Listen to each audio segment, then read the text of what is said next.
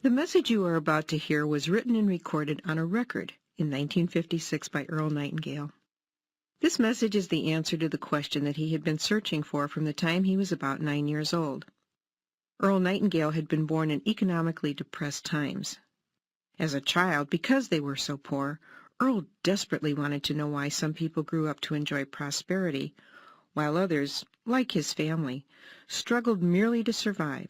Unable to find answers to his questions from grown-ups, Earl began reading everything he could, believing that someone, somewhere, had the answer. Many years passed, and when Earl was 35 years old, he wrote and recorded this message. It was to be played one Saturday morning to a small group of salesmen during his absence. When Earl returned, he learned that the message had made such a positive impact on the men, they wanted copies to share with their friends and family. Earl arranged with Columbia Records to duplicate the record to meet the many requests. Much to Earl's surprise, in very little time, without any real advertising or marketing, over 1 million copies had been sold, and he received a gold record. Earl called the message "The Strangest Secret." And this single recording was the seedling from which the entire personal development industry grew. And because Earl had discovered the true meaning of the strangest secret, which determines the outcome of one's life, he went from poverty to become one of the most highly recognized voices and names throughout the United States and from the West Indies to South Africa. His daily radio program, Our Changing World, was the world's most widely sponsored radio program and was heard daily across the United States, Canada, Mexico, Australia, the Bahamas, Guam, New Zealand, Puerto Rico, the Armed Forces Radio, and 30 countries overseas.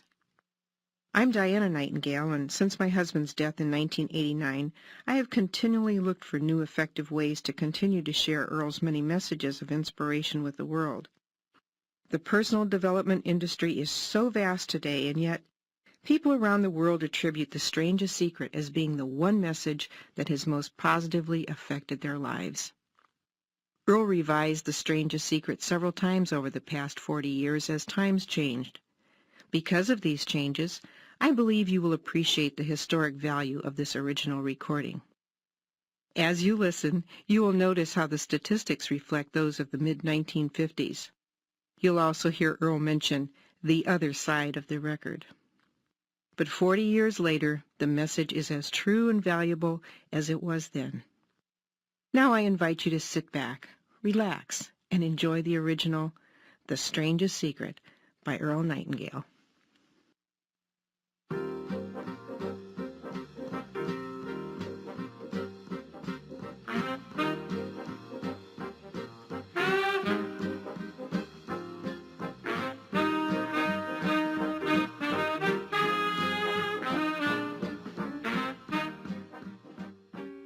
I'd like to tell you about the strangest secret in the world.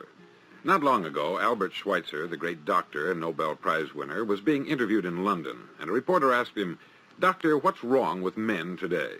The great doctor was silent a moment, and then he said, "Men simply don't think."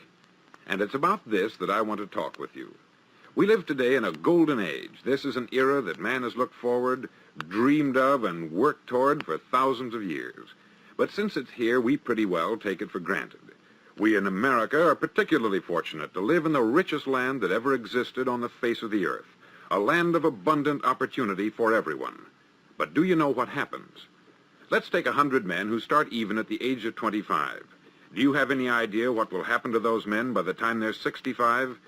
These 100 men who all start even at the age of 25 believe they're going to be successful. If you asked any one of these men if he wanted to be a success, he'd tell you that he did.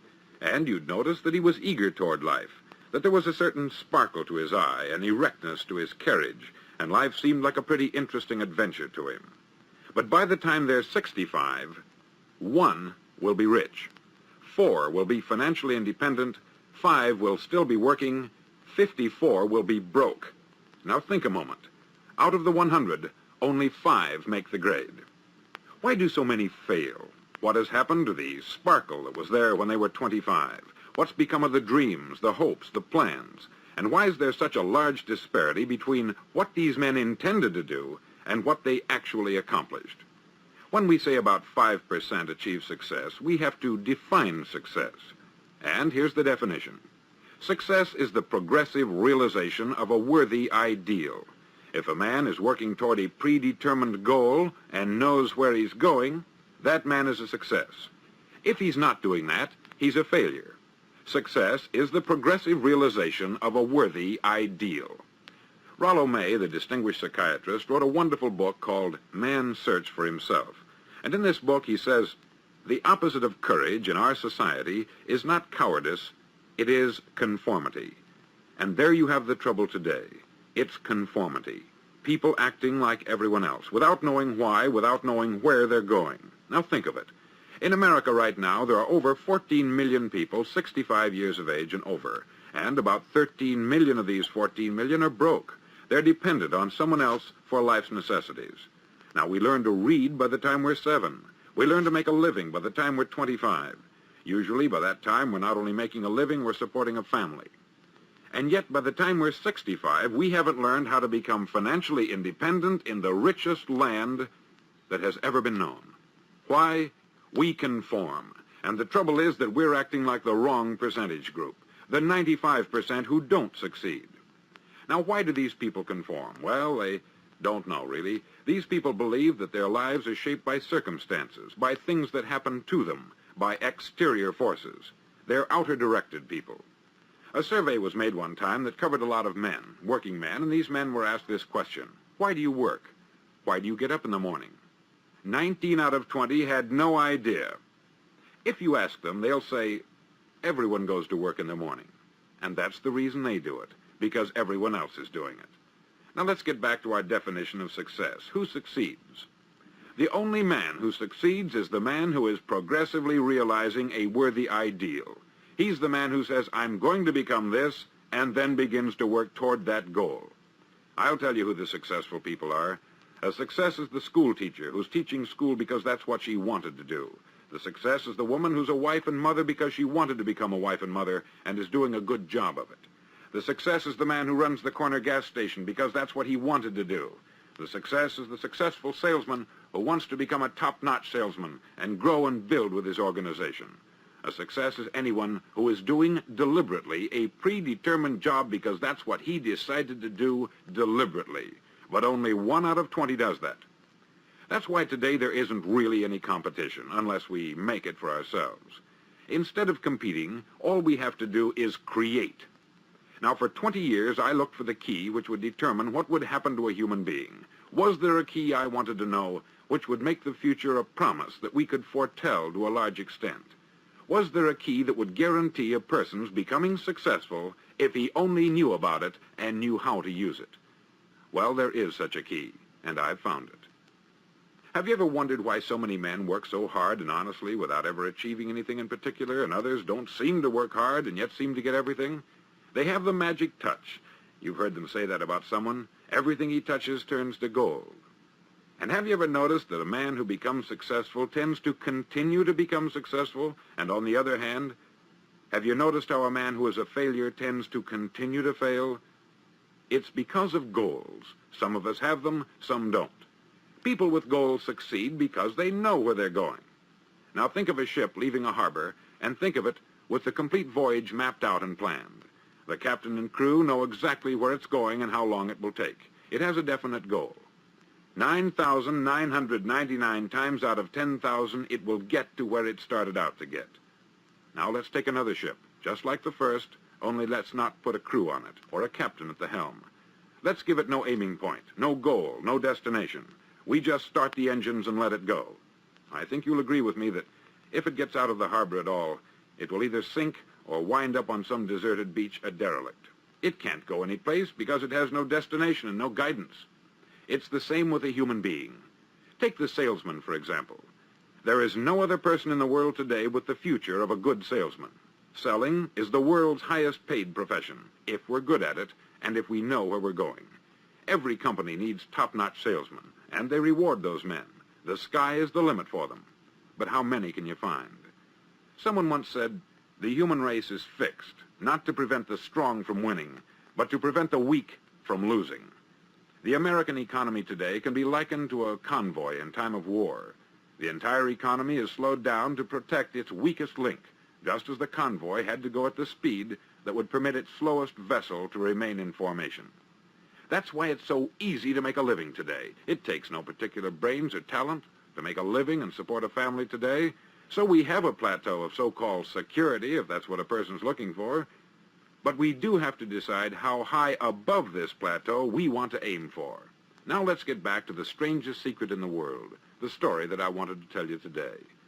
Why do men with goals succeed in life and men without them fail? Well, let me tell you something which, if you really understand it, will alter your life immediately. If you understand completely what I'm going to tell you from this moment on, your life will never be the same again.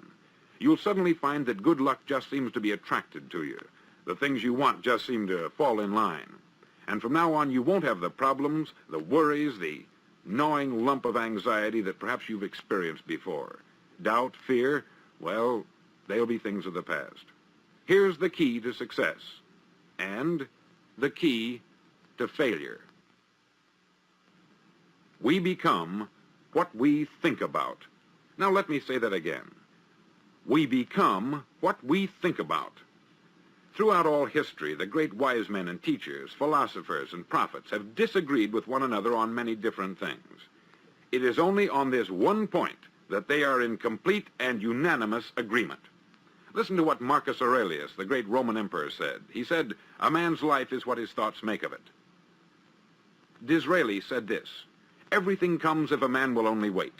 I have brought myself by long meditation to the conviction that a human being with a settled purpose must accomplish it, and that nothing can resist a will that will stake even existence for its fulfillment." Ralph Waldo Emerson said this, "A man is what he thinks about all day long." William James said, "The greatest discovery of my generation is that human beings can alter their lives by altering their attitudes of mind." And he also said, "We need only in cold blood act as if the thing in question were real, and it will become infallibly real by growing into such a connection with our life that it will become real. It will become so knit with habit and emotion that our interest in it will be those which characterize belief." He also said this, "If you only care enough for a result, you will almost certainly attain it. If you wish to be rich, you will be rich. If you wish to be learned, you will be learned. If you wish to be good, you will be good. Only you must then really wish these things, and wish them exclusively, and not wish at the same time 100 other incompatible things just as strongly." In the Bible you read, in Mark 9:23, "If thou canst believe, all things are possible to him that believeth." Dr. Norman Vincent Peale said this, "This is one of the greatest laws in the universe. Fervently do I wish I had discovered it as a very young man. It dawned upon me much later in life, and I've found it to be one of the greatest, if not my greatest discovery outside of my relationship to God. And the great law, briefly and simply stated, is that if you think in negative terms, you'll get negative results. If you think in positive terms, you will achieve positive results. That is the simple fact which is at the basis of an astonishing law of prosperity and success. In 3 words, believe and succeed."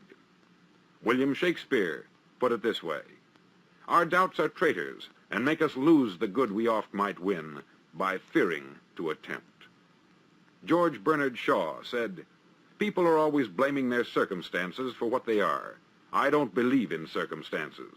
The people who get on in this world are the people who get up and look for the circumstances they want, and if they can't find them, make them." Well, it's pretty apparent, isn't it?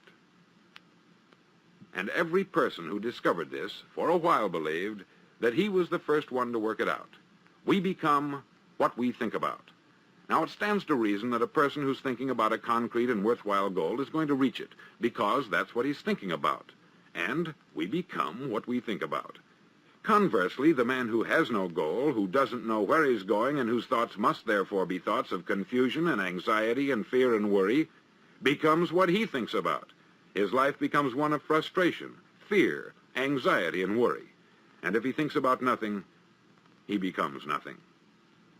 Now, how does it work? Why do we become what we think about? Well, I'll tell you how it works as far as we know. Now, to do this, I want to tell you about a situation that parallels the human mind. Suppose a farmer has some land, and it's good, fertile land.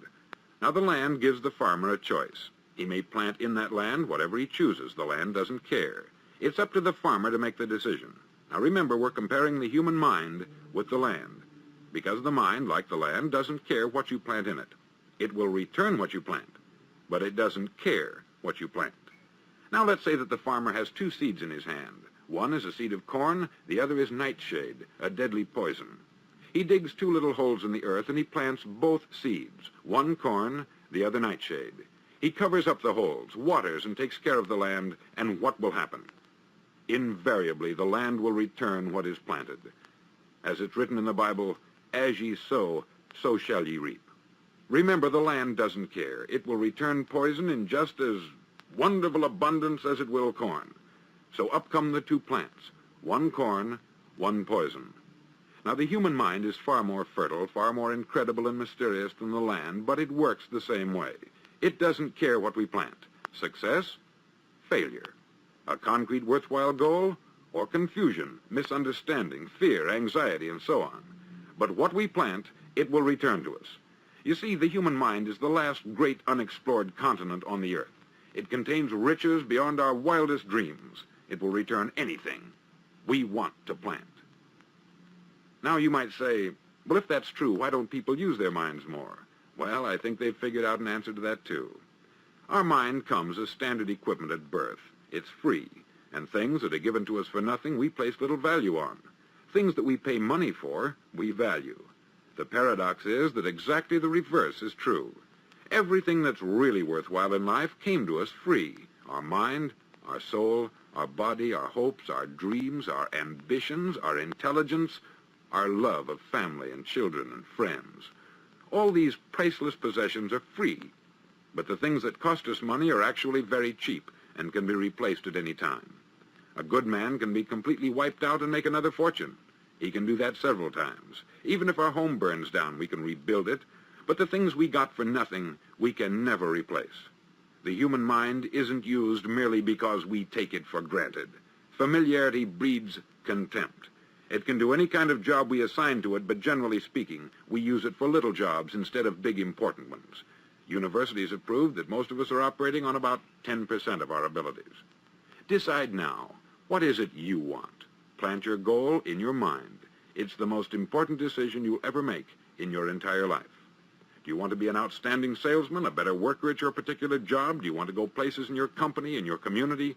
All you've got to do is plant that seed in your mind. Care for it. Work steadily toward your goal, and it will become a reality. It not only will, there's no way that it cannot. You see, that is a law, like the laws of Sir Isaac Newton, the laws of gravity. If you get on top of a building and jump off, you'll always go down. You'll never go up.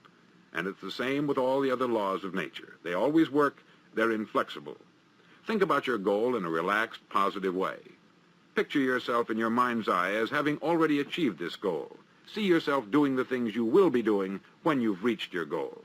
Ours has been called the phenobarbital age, the age of ulcers and nervous breakdowns. At a time when medical research has raised us to a new plateau of good health and longevity, far too many of us worry ourselves into an early grave trying to cope with things in our own little personal ways, without learning a few great laws that will take care of everything for us. These things we bring on ourselves through our habitual way of thinking. Every one of us is the sum total of his own thoughts. He is where he is because that is exactly where he really wants to be, whether he'll admit that or not. Each of us must live off the fruit of his thoughts in the future, because what you think today and tomorrow, next month and next year, will mold your life and determine your future. You're guided by your mind. I remember one time I was driving through Arizona and I saw one of those giant earth-moving machines roaring along the road at about 35 miles an hour with what looked like 20 tons of dirt in it, a tremendous, incredible machine, and there was a little man perched way up on top with the wheel in his hands guiding it. And as I drove along, I was struck by the similarity of that machine to the human mind. Just suppose you're sitting at the controls of such a vast source of energy. Are you going to sit back and fold your arms and let it run itself into a ditch? Or are you going to keep both hands firmly on the wheel and control and direct this power to a specific worthwhile purpose. It's up to you. You're in the driver's seat. You see, the very law that gives us success is a two-edged sword. We must control our thinking. The same rule that can lead a man to a life of success, wealth, happiness, and all the things he's ever dreamed of for himself and his family, that very same law can lead him into the gutter. It's all in how he uses it, for good or for bad. This is the strangest secret in the world. Now, why do I say it's strange, and why do I call it a secret? Actually, it isn't a secret at all. It was first promulgated by some of the earliest wise men, and it appears again and again throughout the Bible. But very few people have learned it, understand it. That's why it's strange, and why, for some equally strange reason, it virtually remains a secret. I believe that you could go out and walk down the main street of your town and ask one man after another what the secret of success is, and you probably wouldn't run into one man in a month who could tell you. Now, this information is enormously valuable to us if we really understand it and apply it. It's valuable to us not only for our own lives, but the lives of those around us, our family, employees, associates, and friends. Life should be an exciting adventure. It should never be a bore. A man should live fully, be alive. He should be glad to get out of bed in the morning. He should be doing a job he likes to do because he does it well. One time I heard Grove Patterson make a speech, the editor-in-chief of the Toledo Daily Blade, and as he concluded his speech, he said something that I've never forgotten. He said something like this: "My years in the newspaper business have convinced me of several things, among them that people are basically good, and that we came from someplace, and we're going someplace. So we should make our time here an exciting adventure. The architect of the universe didn't build a stairway leading nowhere. And the greatest teacher of all, the carpenter from the plains of Galilee, gave us the secret time and time again. As ye believe, so shall it be done unto you." On side number 1 of this record, I've explained the strangest secret in the world and how it works. Now, on this side, I want to explain how you can prove to yourself the enormous returns possible in your own life by putting this secret to a practical test. I want you to make a test that will last 30 days. Now, it isn't going to be easy. If you'll give it a good try, it will completely change your life for the better. Back in the 17th century, Sir Isaac Newton, the English mathematician and natural philosopher, gave us some natural laws of physics which apply as much to human beings as they do to the movement of bodies in the universe. Now, one of these laws is that for every action, there is an equal and opposite reaction. Simply stated, as it applies to you and me, it means we can achieve nothing without paying the price. The results of your 30-day experiment will be in direct proportion to the effort you put forth. To be a doctor, you must pay the price of long years of difficult study. To be successful in selling, and remember that each of us succeeds to the extent of his ability to sell, selling our families on our ideas, selling education in schools, selling our children on the advantages of living the good and honest life, selling our associates and employees on the importance of being exceptional people, to, of course, the profession of selling itself. But to be successful in selling our way to the good life, we must be willing to pay the price. Now, what is that price? Well, it's many things. First, it's understanding emotionally, as well as intellectually, that we literally become what we think about, that we must control our thoughts if we're to control our lives. It's understanding fully that, as ye sow, so shall ye reap. Secondly, it's cutting away all the fetters from the mind and permitting it to soar as it was divinely designed to do. It's the realization that your limitations are self-imposed and that the opportunities for you today are enormous beyond belief. It's rising above narrow-minded pettiness and prejudice. Thirdly, to use all your courage to force yourself to think positively on your own problem, to set a definite and clearly defined goal for yourself, to let your marvelous mind think about your goal from all possible angles, to let your imagination speculate freely upon many different possible solutions, to refuse to believe there are any circumstances sufficiently strong to defeat you in the accomplishment of your purpose, to act promptly and decisively when your course is clear, and to keep constantly aware of the fact that you are, at this moment, standing in the middle of your own acre of diamonds, as Russell Conwell used to point out. Fourth, save at least 10% of what you earn. It's also remembering that no matter what your present job, it has enormous possibilities if you're willing to pay the price. Now let's just go over the important points in the price each of us must pay to achieve the wonderful life that can be ours. It is, of course, worth any price. 1, you will become what you think about. 2, remember the word imagination. Let your mind soar. 3, courage. Concentrate on your goal every day. 4, save 10% of what you earn. And action. Ideas are worthless unless we act on them.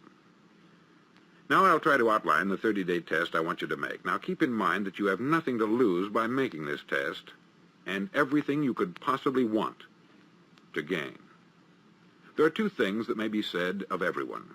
Each of us wants something, and each of us is afraid of something. I want you to write on a card what it is you want more than anything else. It may be more money. Perhaps you'd like to double your income or make a specific amount of money. It may be a beautiful home. It may be success at your job. It may be a particular position in life. It could be a more harmonious family. Each of us wants something. Write down on your card specifically what it is that you want. Make sure it's a single goal and clearly defined. You needn't show it to anyone, but carry it with you so that you can look at it several times a day. Think about it in a cheerful, relaxed, positive way each morning when you get up, and immediately you have something to work for, something to get out of bed for, something to live for.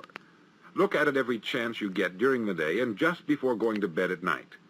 As you look at it, remember that you must become what you think about, and since you're thinking about your goal, you realize that soon it will be yours.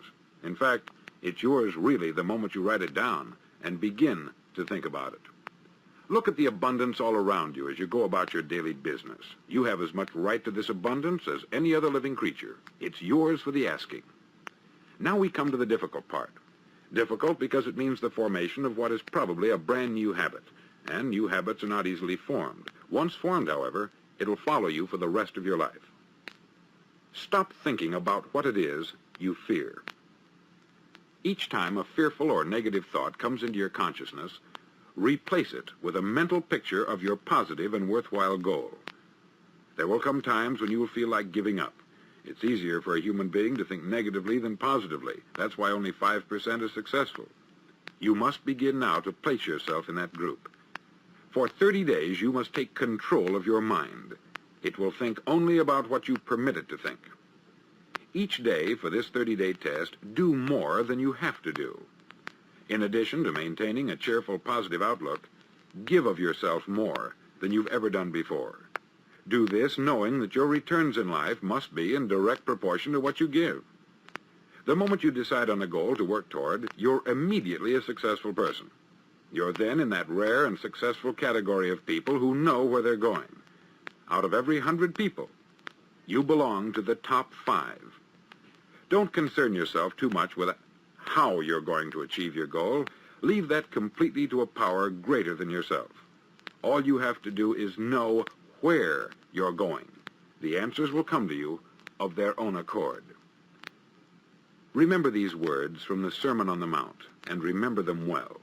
Keep them constantly before you this month of your test. Ask, and it shall be given you. Seek, and ye shall find. Knock, and it shall be opened unto you. For every one that asketh receiveth, and he that seeketh findeth, and to him that knocketh it shall be opened. It's as marvelous and as simple as that. In fact, it's so simple that in our seemingly complicated world it's difficult for an adult to understand that all he needs is a purpose and faith. For 30 days, do your best. If you're a salesman, go at it as you've never done before, not in hectic fashion, but with the calm, cheerful assurance that time well spent will give you the abundance in return you deserve and want. If you're a homemaker, devote your 30-day test to complete giving of yourself without thinking about receiving anything in return, and you will be amazed at the difference it makes in your life. No matter what your job, do it as you've never done it before for 30 days. And if you've kept your goal before you every day, you'll wonder and marvel at this new life you've found. Dorothea Brand, outstanding editor and writer, discovered it for herself and tells about it in her fine book, Wake Up and Live. Her entire philosophy is reduced to the words, act as though it were impossible to fail.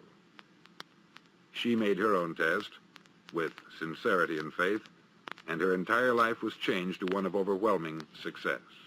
Now you make your test for 30 full days. Don't start your test until you've made up your mind to stick with it. You see, by being persistent, you're demonstrating faith. Persistence is simply another word for faith. If you didn't have faith, you would never persist. If you should fail during your first 30 days, by that I mean suddenly find yourself overwhelmed by negative thoughts, you've got to start over again from that point and go 30 more days. Gradually, your new habit will form until you find yourself one of that wonderful minority to whom virtually nothing is impossible. Don't forget the card. It's vitally important as you begin this new way of living. On one side of the card, write your goal, whatever it may be. On the other side, write the words we've quoted from the Sermon on the Mount. Ask, and it shall be given you. Seek, and ye shall find. Knock, and it shall be opened unto you. In your spare time during your test period, read books that will help you. Inspirational books like the Bible, Dorothea Brand's Wake Up and Live, The Magic of Believing by Claude Bristol, Think and Grow Rich by Napoleon Hill, and other books that instruct and inspire. Nothing great was ever accomplished without inspiration. See that during these crucial first 30 days, your own inspiration is kept at a peak. Above all, don't worry. Worry brings fear, and fear is crippling. The only thing that can cause you to worry during your test is trying to do it all yourself. Know that all you have to do is hold your goal before you. Everything else will take care of itself. Remember also to keep calm and cheerful. Calm and cheerful. Don't let petty things annoy you and get you off course. Now, since making this test is difficult, some may say, well, why should I bother? Well, look at the alternative. No one wants to be a failure. No one really wants to be a mediocre individual. No one wants a life constantly filled with worry, fear, and frustration. Therefore, remember that you must reap that which you sow. If you sow negative thoughts, your life will be filled with negative things. If you sow positive thoughts, your life will be cheerful, successful, and positive. Now, gradually, you will have a tendency to forget what you've heard on this record. Play it often. Keep reminding yourself of what you must do to form this new habit. Gather your whole family about and listen to what's been said here at regular intervals. You know, most men will tell you that they want to make money without understanding the law. The only people who make money work in the mint. The rest of us must earn money. This is what causes those who keep looking for something for nothing or a free ride to fail in life. The only way to earn money is by providing people with services or products which are needed and useful. We exchange our product or service for the other man's money. Therefore, the law is that our financial return will be in direct proportion to our service. Success is not the result of making money. Making money is the result of success. And success is in direct proportion to our service. Most people have this law backwards. They believe that you're successful if you earn a lot of money. The truth is that you can only earn money after you're successful. It's like the story of the man who sat in front of the stove and said to it, "Give me heat, and then I'll add the wood." How many men and women do you know, or do you suppose there are today, who take the same attitude toward life? there are millions. We've got to put the fuel in before we can expect heat. Likewise, we've got to be of service first before we can expect money. Don't concern yourself with the money. Be of service. Build, work, dream, create. Do this, and you'll find there's no limit to the prosperity and abundance that will come to you. Prosperity is founded upon a law of mutual exchange. Any person who contributes to prosperity must prosper in turn himself. Sometimes the return will not come from those you serve, but it must come to you from someplace, for that is the law. For every action, there is an equal and opposite reaction. As you go daily through your 30-day test period, remember that your success will always be measured by the quality and quantity of service you render, and money is a yardstick for measuring this service. No man can get rich himself unless he enriches others. There are no exceptions to a law. You can drive down any street in America and from your car estimate the service that's being rendered by the people living on that street. Had you ever thought of this yardstick before? It's interesting.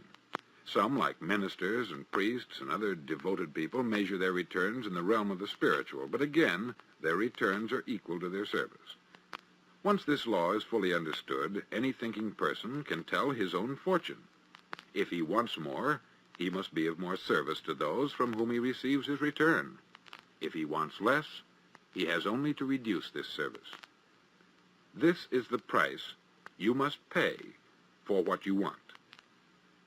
If you believe you can enrich yourself by deluding others, you can only end by deluding yourself.